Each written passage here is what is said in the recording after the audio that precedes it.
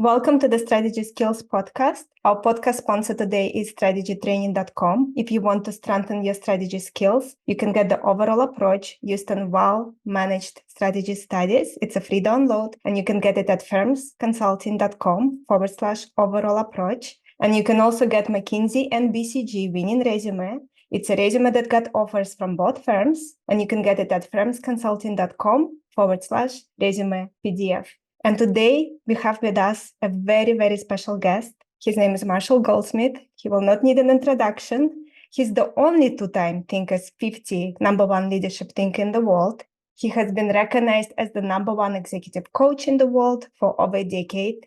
He's the #1 New York Times bestselling author of books that have sold over 3 million copies, including What Got You Here, What Got You There, Mojo, Triggers, The End Life. And he's the only living author that has 2 books recognized by Amazon as the best leader and success books of all time. And he has over 1.5 million followers on LinkedIn alone. Welcome, Marshall. Thank you so much. Happy to be here. I'm so happy to have you here with us. And let's start with your background. Can you please share with us your background? I think that most of our listeners will know who you are, were inspired by your work, were able to get bigger results in their life because of their work. And I would love for you to share your story a little bit.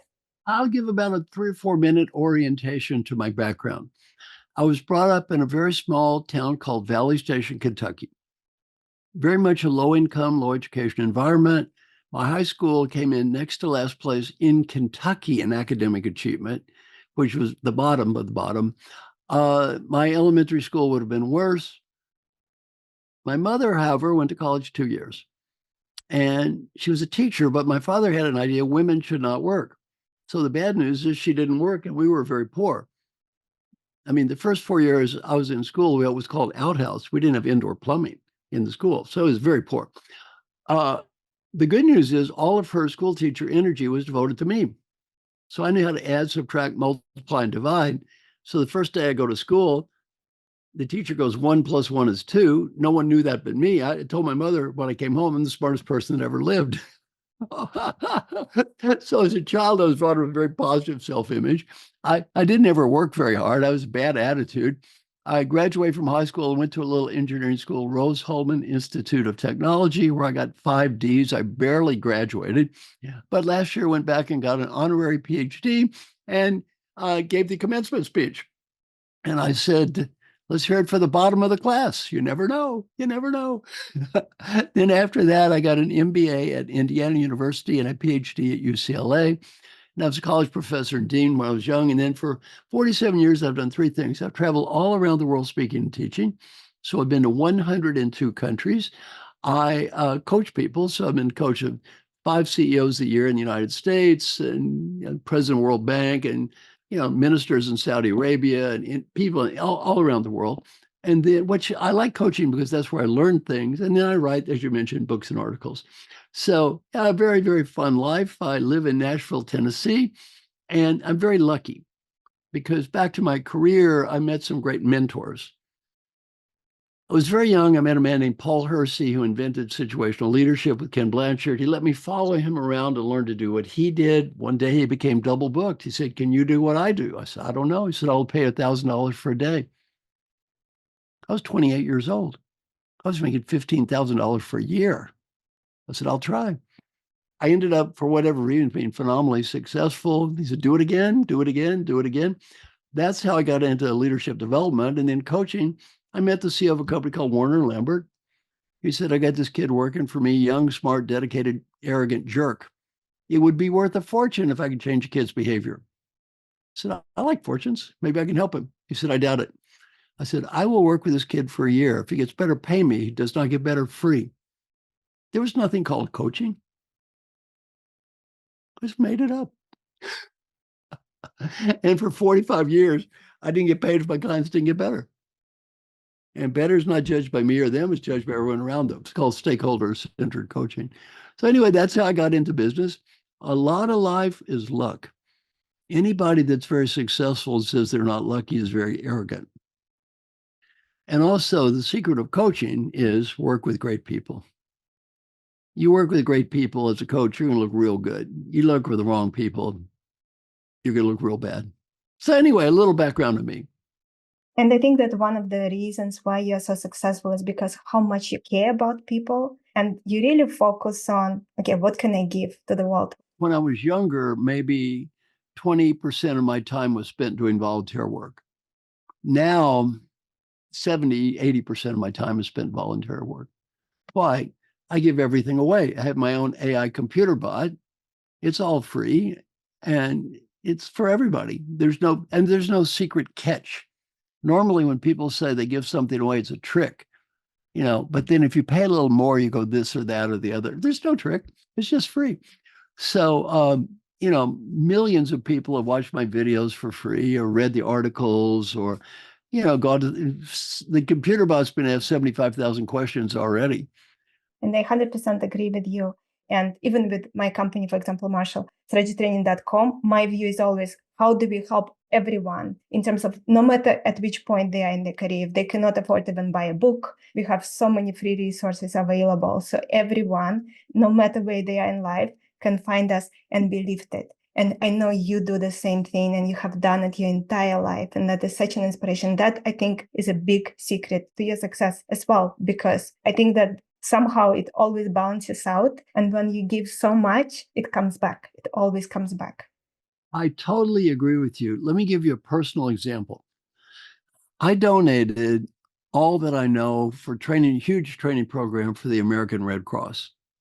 Now, I was a lot younger then, and we started with the CEO of the Red Cross, and I donated it and then did train the trainers, and, it's a huge program.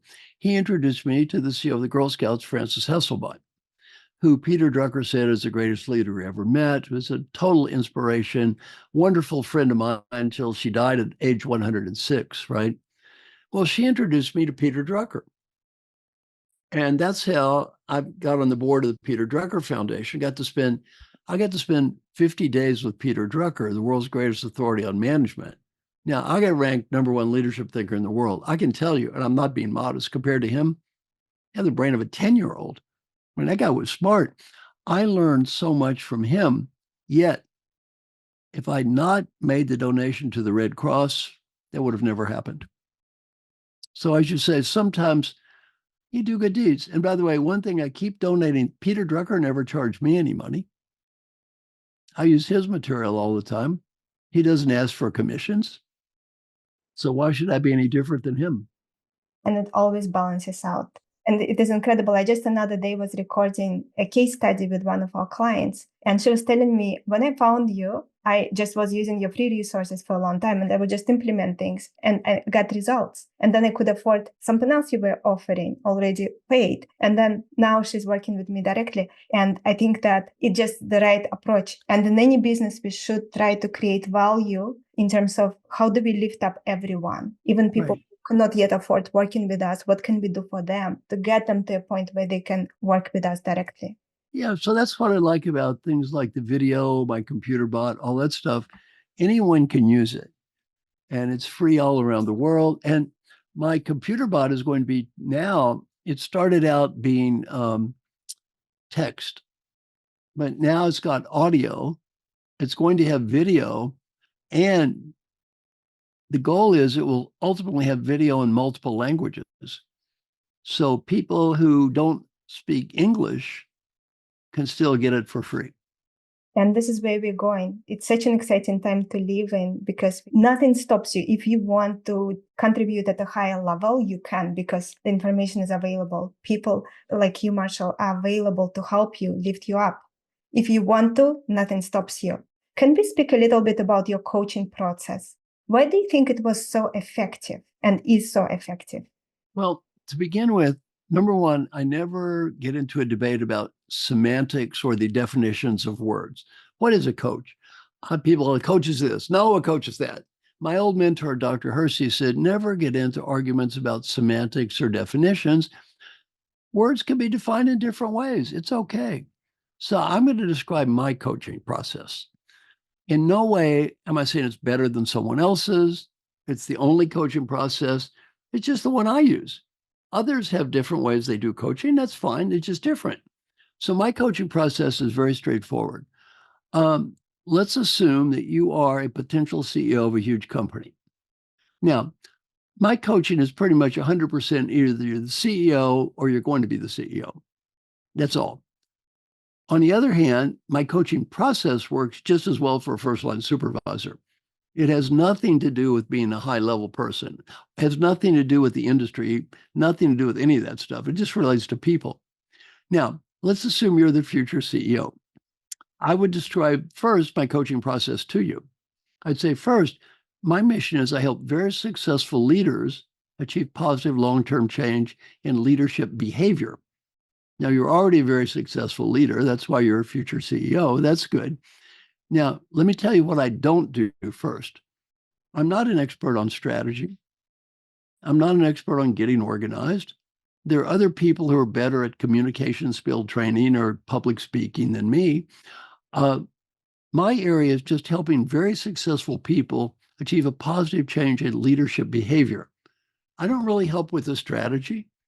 I don't understand your business. I'm probably not going to understand your business. I can't understand Walmart and the World Bank and IBM. I can't understand all these companies. I don't try to. I just focus strictly on interpersonal behavior. So number one, if your area is behavioral and you do want to get better and you will be given a chance and you want to improve, this is a great process. If you're looking for something else, I probably can't help you. Then I would describe the process, assuming that you want to continue. The process is, and by the way, I always use the same process. I interview everyone around you, and you and your manager, the CEO, will determine your key stakeholders, not me. Typically, it would be board members, CEO, peers, direct reports. My average client has 18 key stakeholders. So I would personally interview all 18 of these people. I asked them, what are you doing well? What do you need to change? What situations bring out the best, the worst? What ideas in general do you have for this person? I develop a very comprehensive profile. Now, I'm going to warn you in advance, it's hard to hear these things I'm going to tell you, because we all have an image of who we are. Well, if you do something as in-depth as I do, you learn all the stuff that then will tell you to your face. So I'm going to give you this feedback. No one sees the total feedback report but you do. This does not go to your boss or the company. This is confidential to you. Then you're going to say, I feel good about this and I want to get better at that. The next person involved is the CEO. You and the CEO are going to sit down, not discussing the details of the report, but just the big topic areas, and get an agreement. I don't want to work with you for a year and you get better at something and the CEO says the wrong thing. We agree. Then you and the CEO agree who are your key stakeholders. Then I have a very simple contract. My mission is simple. I want you to get substantially better at these things as judged by these people over this time frame. To do this, you're going to have to get this feedback. Then you talk to people. You publicly respond to everybody. You have these one-on-one conversations. You apologize for your mistakes. By the way, if you don't want to apologize, it's fine. I just don't want to work with you. You apologize for your mistakes. You admit what you've done right. You're proud of it. You talk about the good things. You thank them. You talk about what you want to change. You ask for something called feed forward after that. We don't do any more feedback. It's feed forward. Feed forward is you say, I'm not going to ask for more feedback about the past, ideas for the future. Give me ideas to help me be more effective. For example, being a better listener. What are they? They give you the ideas. You shut up, you listen, you say thank you, you take notes. You don't argue, you don't critique. As a leader, you don't promise to do everything. You say, here's what I'm going to work on. I can't promise to do everything people say. I'm going to promise, though, to listen and do what I can. I can't get better at everything. I get better at one thing. And I'm going to involve you and help you get better. Help me get better. And then you follow up with this feed forward process over and over again during the next year. Then we do a measurement. And I measure same people. Did you achieve positive change in behavior? You get better, I get paid. Pretty simple process. It's so interesting because your process is very focused on other people, on what is Right. outside of that person versus on the in the game. Exactly. And by the way, I'm not saying it's good or bad. It's just what I do. Yeah, I don't do therapy at all.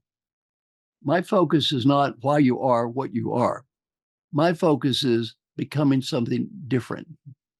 And the interesting thing is that I think that the process that you follow still meaningfully impact who they are. They go Right. through that work during that year and change. Right. Do you feel that sometimes CEO may select the wrong thing to focus on when that person you coach sits up with the CEO and they discuss, okay, what is the priority thing I need to improve? In theory, that would be a problem. In practice over the years, it's almost never a problem.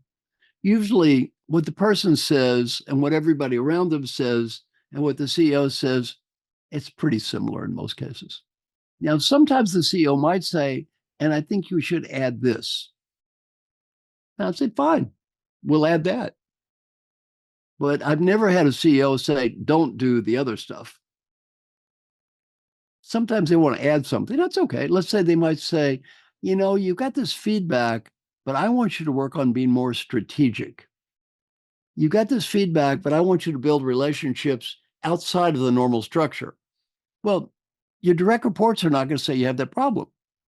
It doesn't bother them, perhaps, but it does higher management. Or maybe you need to get better at that to get the next level. So then we practice it with the same thing. They didn't get that feedback. It's a very good question you ask. They didn't get that feedback, yet they're working on this other additional area as well, which is fine. I've never had the opposite happen, though, where they say, don't worry about it. And did you ever had situations, I'm sure you had, but what were your thoughts on when person themselves think, no, this is not my key area of improvement? Well, it's very simple. I don't work with them. It's very simple. I'm often asked, how do I convince people to do things who don't want to change them? And the answer is quite simple. I don't. I say, you don't want to change this behavior? It's fine with me. I don't care. I'm not going to try to you're an adult. I'm not going to try to make you do what you don't want to do. You want to do it great? You don't want to do it great. It's okay. I'm also asked, how do I inspire and motivate people? If you're a CEO or could be CEO of a multi-billion-dollar company, I think you're a little too grown up to need a motivational speech. if I have to inspire you to do your job, the company's made some big mistakes here. Marshall, and when you coach clients, where do they usually struggle the most as they go through this process with you? Oh, very simple. The biggest problem by far is overcommitment. It's not their attitude or they're bad people. Look, if they have a bad attitude, I don't work with them. As I say, I don't try to motivate people to do anything. They want to do it, don't do it. I don't care. On the other hand, why is it we don't do what we know we should, even when we know we should do it? They're busy. They have KPIs. They have a million things hitting them over their head. Their time is so limited. It's so easy to say, I'll get to it later. Look, aside from coaching, I also teach classes. I've taught classes to thousands of people. And I measure, do people do what I teach? The people that do the stuff get better. The people that don't. Why don't people do it? I'm going to answer that question by way of a dream. Are you ready? And I'm going to make a prediction. I predict you too have had the same dream. Now, you might be skeptical right now, thinking, how does he know my dreams? Let's see. What's the dream sound like? I'm incredibly busy right now. Given pressures of work, home, new technology, and new opportunities, I feel about as busy as I ever have. Sometimes I feel overcommitted. I do not tell others this, but occasionally my life feels a little out of control. But I believe the worst of this is going to be over in 4 or 5 months. And after that, I'm going to spend some time with the family and I'm going to begin my healthy life program. And everything after that is going to be different and it will not be crazy anymore. How many of us have had this dream over and over and over? This time never shows up. You got to do it now or it's not going to happen. There's not going to be some happy day out there when you've got time. So the hardest thing is not, they're good people, they're smart people. It's not complicated. They want to do it. You're making a great point, and it's still incredibly difficult. Why? Because they're busy. I'll give an extreme example of a change. I've been working in Saudi Arabia probably 40 years. In the old days, the top managers that maybe report to the crown prince or king were basically lazy, fat, entitled, had servants. Didn't work that hard. Oh, not anymore. The leaders today are hardworking, dedicated. They've got goals, they've got numbers, they're on 12 committees. They are working all the time. Well, they're not worse people. It's just hard. They're humans. It's just very hard. So I try to keep everything I do positive, simple, focused, and fast. Why? If it is not positive, simple, focused, and fast, they won't do it. Not because they're bad people, they're busy. I think that's powerful. In terms of fast, how do you achieve the fast component of that formula? Excellent question. One of the things I teach is follow up. You talk to people about your feedback, and the first time, usually in person, is good. But after that, I say, do it by phone. Look, all you do, the follow up is very fast. You know what it sounds like? It sounds like this. 2 months ago, I said I wanted to be a more positive and open minded listener. It's been 2 months. Please give me ideas for the next 2 months. And how long does that take? It doesn't take forever. You don't need to be in person. I tell people, do it by phone. Here's why. If I'm a big CEO, say I come in and talk to you in person, we're not going to spend 5 minutes. How's the family? You know, blah, blah, blah. You're going to start talking about life. It seems rude just to get up and leave. But a phone call, you can do it quickly. There's no expectation you're going to drag this thing out. And I tell them, even in advance, say, look, I think this is only going to take 4 or 5 minutes. If you need more, I'm happy to talk to you. But in the short term, you want to keep this simple and fast. If you don't, it bogs down. You see, if each one of these follow-up sessions starts taking 2 hours each, you're not going to do it. That is very true. And it's not necessarily going to be worth the time investment versus other things you could be doing with that time. Exactly. And also reinforcement is the key. Look, a mediocre coach, even a below average coach, will get better results, not just using my process, just a mediocre coach using almost any process will get better results than the world's best motivational speaker. Why? You just remind people every week to do something. Let me give you an example. One process I teach with my clients is called daily question process. The daily question process takes, 5-10 minutes a day. Very short. You ask yourself, what's important in life? What do I want to do well? You write down these questions. Every question has to be answered yes, no, or number. 7 boxes across. You fill it out every day. At the end of the week, you get a report card. Now, warn people in advance, the report card at the end of the week, it's not as pretty as a corporate values plaque on the wall. See, I've been doing this for 27 years. You do this every day. Life is easy to talk and hard to live. I personally am asked a question, do I have a coach? I've had someone call me on the phone or talk to me in person almost every day for 27 years to try to help me. Why? My name is Marshall. I'm too cowardly and undisciplined to do any of this stuff by myself. I need help. And it's okay. It's okay I need help. My clients need help. They're not going to do this stuff by themselves. I need help. Why does everyone in Hollywood have a personal trainer? They're smart. They're not going to do it on their own. So get out, and then willpower. We totally overestimate willpower. I have willpower. Not so much. None of us have all this willpower. It's hard to do these things. And by the way, it takes work. It's not a matter of I listen to a speech and become a new human being. That's a fantasy. That's not real. You don't get in shape because you watch a workout video. You get in shape because you work out all the time. That's it. And if you don't want to work out, you're not going to get in shape. And it's not about, it's not the theory. Everyone in America knows the theory of how to be in shape. Okay, why is it that the more knowledge we have about getting in shape, the worse shape people are in? It's not a matter of knowledge. It's a matter of discipline. So to do what I take, 3 requirements: courage, humility, and discipline. You have to have the courage to get this feedback, the humility to admit you can improve and apologize, and discipline to do all this day-to-day work. If you do that, you get better. If you don't, it's a waste of time. When it comes to discipline and you have a client who is very determined, but they just struggle with it, what advice can you give them in a situation like that? You have to more frequent follow-up, assuming they care, assuming they really do care. You just got to keep going. I don't judge them. I'll say, look, this is hard. I'm going to call you up every day until you get this done. And if you don't want to do it, it's fine. Don't do it. But, why do they struggle? They struggle because they haven't made it a top priority. And if you don't want to make it a priority, you don't want to do it, that's fine too. Don't.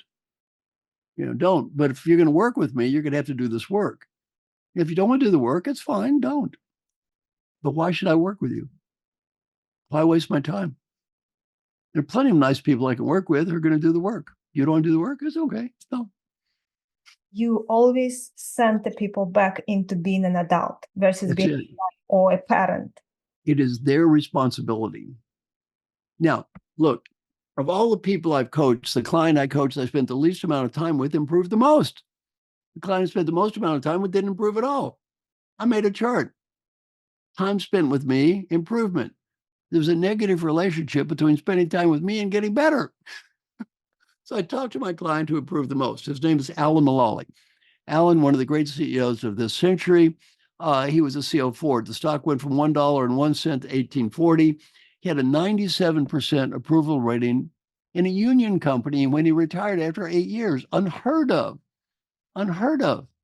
An amazing man. I talked to my friend. We're writing a book together now.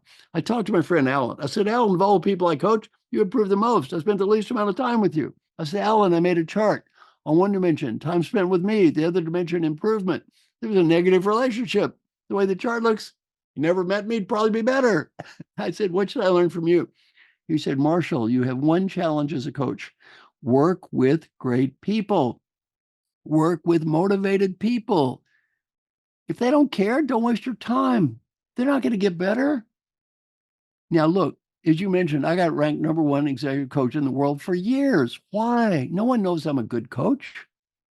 No one watches me coach people other than a small number of people I coach. They don't watch me do this. I may or may not be a great coach. Who knows? I know one thing. I have the #1 clients in the world. I have the #1 clients. And guess what? Some coaches say, my clients, you can't talk about who they are. I can. Read my books. Read the last book I wrote, The Earned Life. Read the names. Read the first paragraph. What does it say? These people are great people. I am proud to know these people. I've learned more from these people than they learned from me. And then they go on and on about how great I am. Well, the reality is they're great. I didn't save 20 million lives. Jim Kim did, who I coached. I didn't come up with a vaccine. Albert Bourla at Pfizer helped come up with a vaccine. I wasn't the CEO of the United States of the year. I got 3 clients who were. I didn't turn around Best Buy. Somebody coach did. What's my secret to success? Work with them. I want to highlight for our listeners something that is incredibly important. You guys may have got confused a little bit when I just now said they're not an adult or they're not a child or a parent. This comes from psychology.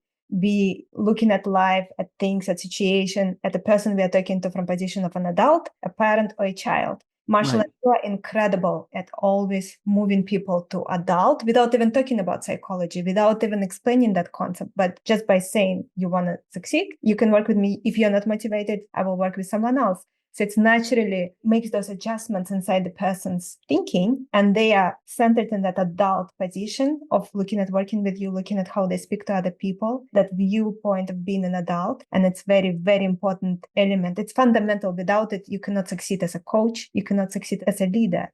Right. Because #1, I never made that exact comparison before. So thank you very much. I like that comparison. That was excellent. #2, I am not their parent. They're not my child. And #2, I'm not their child. They're not my parent.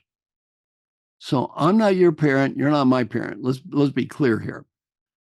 I'm an adult. You're an adult. I'm talking to you like an adult. You talk to me like an adult. I don't play games with you. You don't play games with me. We have a contract. You want to do it, great. You don't want to do it, don't do it. It's okay. I'm not here to judge you, but I'm also not here to waste my time. That's very powerful. It's incredible that you realized the importance of that adult component very early in your career and you made it central without even thinking about it. But it is such a fundamental thing. And this is one of the key reasons why people struggle to succeed.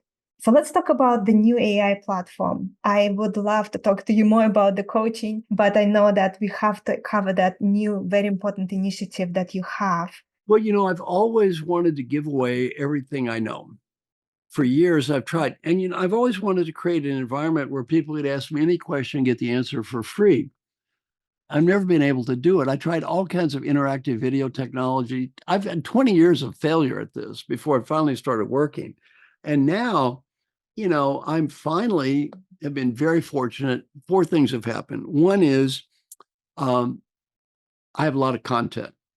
I put over 3 million words of content into this thing. Lots of content. 2, lots of followers. Have, as you mentioned, 1.5 million followers just on LinkedIn. If you don't have followers, nobody cares if you give everything away. 3 is I'm willing to give everything away, which is very unusual. And 4, somebody is paying for it. So the nice people at Fractal Analytics are paying for all this. Very expensive project. I have 8 engineers in India who've been working on this thing. So this is not cheap. And so I'm just very fortunate that these 4 unique conditions exist. So, I can sit there and ask questions to it, and, it's pretty amazing.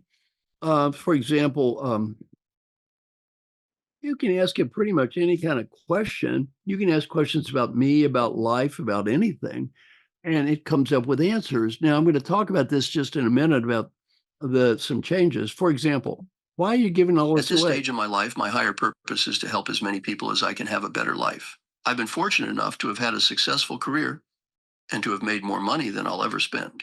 I want to give back and share the knowledge and experience I've accumulated over the years. By giving away all that I know, I can reach a wider audience and have a positive impact on more lives. This is not just about sharing information.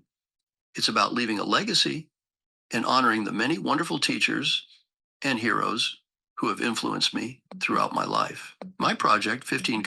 So anyway, it goes on, but you get the gist of it. And here's what's happened. Originally, my goal was this could answer questions as well as I could. That was my original goal. It turned out my original goal was way too low. My daughter, Kelly is very bright. She has a PhD from Yale, and she's a distinguished chair professor here at Vanderbilt. My daughter, she wants to trick it. She said, okay, Marshall Bot, how is your coaching related to utilitarian philosophy? I don't even know what utilitarian philosophy is. It studies utilitarian philosophy. It studies my coaching. It knows me. It says, if Marshall Goldsmith studied this, how would he answer this question? It answers it in my voice, and it does the whole thing in 5 seconds. This is mind-blowing to me. It's just amazing. And now I use the other computer bots to train it. So if it doesn't, I can give this feedback. So if it doesn't have an answer that makes sense to me, I can change it. Or if it says, I don't know, but I think it should know, I can go to the other computer bot and say, what would Marshall Goldsmith say? Now, they all know me. So they'll give you an answer, sometimes good, sometimes not so good. The parts that are good, I keep. Parts that are bad, parts I disagree with, I shouldn't say bad, just get rid of. Now, another interesting point about this project, which for me, it's really been fun. Also, let's be honest, it's cool. Let's tell the truth here. At age 75, this is cool. I have my own AI computer bot. Some young guy comes to me. Do you know anything about AI? Oh, artificial intelligence? Well, no, I don't know much. Yet my little computer bot may be able to. So I love this project. Every computer bot is biased. They're all biased. Let me explain what I mean by that. There are extreme examples like the Gemini computer bot developed by Google just blew up because it was so biased in favor of left-wing American politics. It just got obnoxious.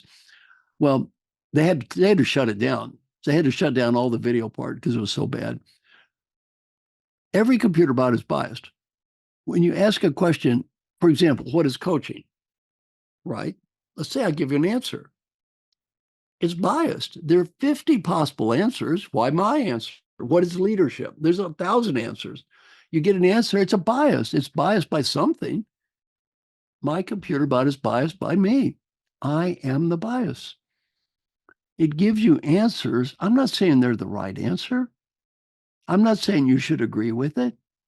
It's my answer. Buddha, I'm a Buddhist, philosophical Buddhist.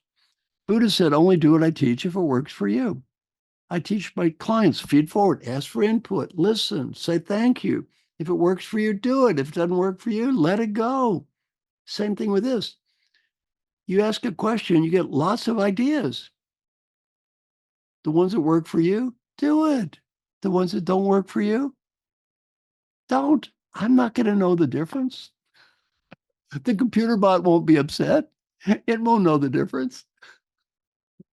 Again, you have to be an adult. You have to come to it with that perspective of an adult and not complain. Technology will improve over time, but it's already incredible what it can do now. At the end of the day, it's up to you. As you said, it is up to you. Now, this is not a coaching bot. It doesn't ask questions. It doesn't pretend to be a coach. This is designed for information and knowledge sharing. So that's what this is. At that, it's way better than me. I mean, I cannot get into a contest with this thing. As I said, how's your coaching related to Plato's philosophy, whatever? It can answer anything like that, way better than I can. Describe the steps in your coaching process, all that stuff. It is really good. Now, also, it's been programmed. It doesn't talk about politics. If you ask it, who's Donald Trump? I don't know. Doesn't talk about medical advice. Doesn't talk about financial advice. It's focused to talk on life, people, my way of looking at the world, try to have a better life, be a better leader. That's it. What is your vision for this bot? Well, the reason is I want to influence as many people as I can possibly influence in the time I have left on Earth. And I am 75 years old. Let's face it, I'm not going to be here forever. I'm a realist. I have a few years left. In the few years I have left, I'll influence as many people as I can, and also when I'm not here. Well, what is the definition of legacy? A legacy can be defined as being there when you are not there. Well, you can't get much better at being there when you're not there than this. It doesn't have your energy. It doesn't have that beauty within you, that light. I mean, I've got a better sense of humor than it does. Oh, it's not a human. It's not me. On the other hand, it's designed to share information and to share knowledge. Now, actually, I'm working on trying to make it a little bit more human. I'll see if I can come up with an example for you. More, sort of a fun one, okay? Let's see. And I've been working on this too. This is a fun part of the project, is trying to make it more human. By the way, not easy because it's a computer. So I've got it thinking right now. Okay, ready? I just asked my computer bot, how many languages do you speak? It's talking to not the bot, but me, Marshall. How many languages do you speak? I can barely speak the American version of English. So you ask me, Marshall bot, when you say you, it thinks you're talking to me, Marshall Goldsmith. How many languages do you speak? It says, I can barely speak the American version of English. Well, obviously, that came from me. I programmed this. I have a feedback mechanism. I programmed the answer into it, and it just saved back the answer that I programmed. What do you think will happen over time? Because I think that this bot eventually can become more of a coach and ask questions. So do you not see that as part of the vision for this bot? Well, I'd say depends. You have to realize there's a lot of things that will happen over time. Realistically speaking, again, I'm a Buddhist. Buddha was brought up rich. He was protected from life. he was able to sneak outside the palace 3 times. He learned 3 things. You get old, you get sick, and you die. That's the way it works here. You can have the most healthy lifestyle in the world and meditate every day. You get old, sick, and die. His father tried to give him more. What he learned, you can't be happy with more. He went out in the woods and tried to have less. He learned you can't be happy with less. It's only one thing you ever be happy with, what you have. Well, from a Buddhist philosophical point of view, I'm not going to be here forever. This is not going to do everything. On the other hand, I have the amount of time I have left to live to work on it. And there's an infinite set of things I could work on here. So ultimately, I think you're right. Ultimately, these will probably be more interactive, coaching oriented, etc. But right now, I'd put that above my pay grade. It is a matter of timing, and technology is not there yet anyway, from what I know, but Yeah. it can get there. Oh, it's coming. Yeah. I mean, what's happening is, look how much has changed in the last year. If you would have told me 2 years ago I would be able to do this, I would have said it's impossible. 2 years ago, I would have said impossible. Even a year ago, this is so much better than the original draft was a year ago. It's not even close. So much better. Do you have any concerns about this AI chatbot, or maybe any advice on how can people use it? Number one, what does it do? What does it not do? It doesn't answer politics, or it doesn't deal with psychological trauma. It doesn't deal with money, medical advice, whatever. So it just says, I don't know. Who's Donald Trump? I don't know. It doesn't deal with that stuff. On the other hand, any question about people, about life, just ask it any question you want. Now, either A, it'll give you an answer, and I program it. The answers are pretty long mostly. So it'll give you a lot of ideas. Then you use the ones that work for you. And if they don't work for you, just ignore them. Just ignore them. Now, here's the point. It costs nothing. It takes 5 seconds. What have you got to lose? It costs nothing, and it takes about 5 seconds. You're going to get some ideas. If you don't like them, you're out 5 seconds. It comes back to what we spoke about earlier today, that we live in a time where nothing stops you from being successful other than your own mindset. Yeah, I mean, to me, I use this as a coach. Let me tell you how I use it. One of my clients is the CEO of Rady Children's Hospital. They're merging with another children's hospital. He's going to be a co-CEO. Now, I'm a volunteer. I don't charge them money. He's going to be a co-CEO. He asked me, tell me all about being a co-CEO, advantages, challenges, what's it like? There aren't that many co-CEOs. I mean, KKR has co-CEOs, but not many people do.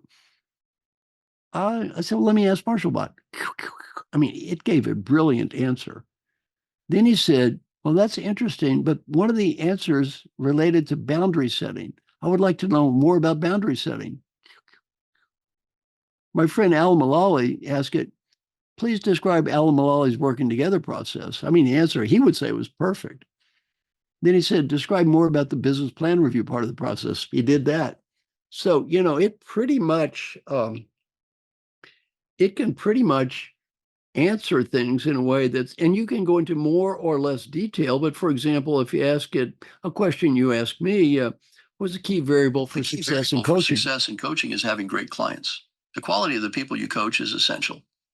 If they are dedicated, hardworking, and willing to learn and change, they can make the coaching process incredibly rewarding and successful.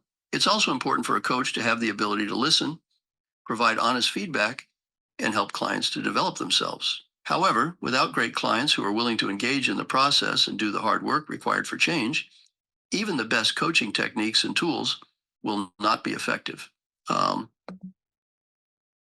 So that was pretty close to what I said. Now anyone can interview you for a podcast. Well, in the future, not only can you interview me in a podcast, you'll see me talking. It is incredible. It'll be a green t-shirt and some bald guy wearing a green t-shirt talking. Now you created that question in our mind. Why are you wearing a green t-shirt? Well, it's interesting. Why am I wearing a green t-shirt? Okay, why? I always wear a green polo shirt pretty much every day. Why do you always wear a green polo shirt? Okay, good question. Why do I always wear a green polo shirt? Blink. So then it always says Marshall Bot is thinking. I think, why does he always do this? Okay, ready? The New Yorker magazine years ago wrote a story about my life called The Better Boss. And in that story, it was mentioned that I always wore a green polo shirt. After the story was published, people began to expect me to wear a green polo shirt, and I was happy to oblige. It simplifies my life because it means I don't have to make any decisions about what I'm going to wear. I never enjoyed wearing a coat and tie in the first place, so wearing a green polo shirt and khaki pants every day became my uniform and an act of liberation. It's one less decision I have to deal with, allowing me to save my mental energy for more consequential decisions. The New Yorker magazine years ago. Anyway, that's it. I didn't always wear a green polo shirt, but the woman that wrote the story said I did. I said, okay, fine. One less decision to make every day. I've said I don't like to dress up anyway. I love your sense of humor and how you have such a simple approach to life. And I can see why you are such an effective coach. You really simplify things and you focus on only on what matters, and you always center people. And they can only be an adult with you. They cannot be a child. Then it is much easier to be effective. What would be your final words for people listening to us now? And anything else you want to share in terms of where can people learn more about you, find the AI chatbot and so on? Right. Well, first I'll answer the logistics. To go to this chatbot, just go to Marshall Goldsmith, my name, .ai. That's it. You don't need to get a computer app. Just go to marshallgoldsmith.ai, and eventually you have to sign in so it knows who you are. It can answer questions and have a memory, but that's all you have to do. It's all free. There is no catch. There is no secret fee. You've been using this, right? There's no secret fee. There's no money involved. It's all free. And so far, it's been asked 75,000 questions. So my goal is that ultimately we'll be asked millions of questions. Now, again, it's not human. I can't answer 75,000 questions. I can't answer millions of questions. So I'm not competing with this thing. I just can't do that. So feel free to do that. You can go to marshallgoldsmith.com, my website, YouTube. Just put my name in quotes, Marshall Goldsmith. LinkedIn, as you mentioned, I have 1.5 million followers on LinkedIn. I can't have any more connections because they have a limit on that, but you have all the followers you want. I hate the term followers, but that's their term. So anyway, yeah, any of that stuff is fine. So, and if you ever, look, my email address, I could be my email to marshall@marshallgoldsmith.com. Send me an email, or I live in Nashville. I go for a walk every day. Feel free if any of this stuff helps you, feel free to. My mission in life as I've grown older is pretty simple. I just want to help people have a little better life. And if I can help as many people as I can have a little better life, this is my philanthropy. I call it knowledge philanthropy. This is my philanthropy project. This is what I give away. Final advice for everybody. Take a deep breath.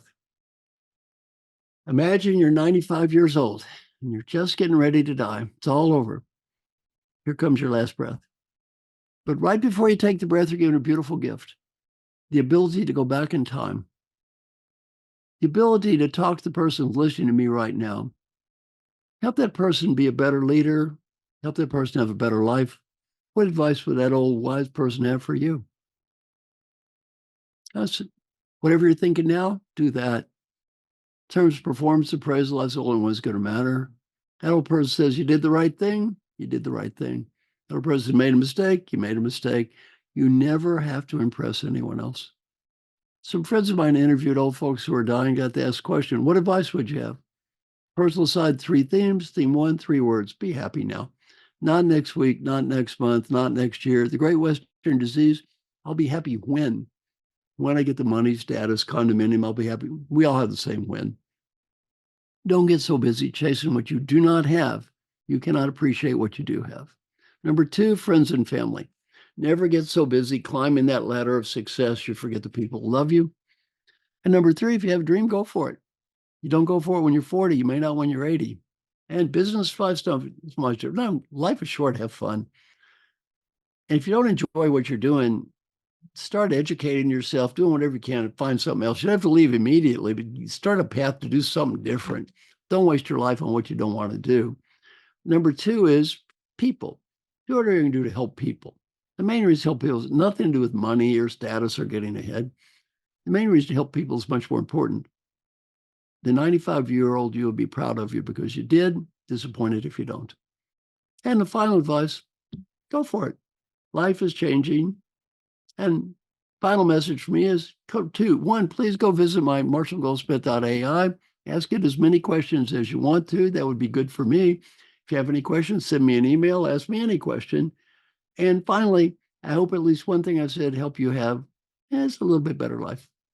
Marshall, thank you so much for being the person that you are, for being that light in the world your entire life. And I think that you're such an inspiration, such an amazing role model. And you also make life easier for people who come across you because of your own viewpoint. It makes it easier for them as well because they adjust their own mindset to yours and to what you expect from them if they want to work with you. And it's such a crucial part of living a happy life because all of us, as you were saying, have that feeling that there's just too much to do, not enough time, and time goes too quickly. And part of the reason for that is because we just overcomplicate it. We focus on too many things that are not that important. So thank you so much. Thank you for the person that you are. And for everyone watching and listening, I hope you enjoyed today's episode with Marshall Goldsmith. And I'm looking forward to connect with you all soon.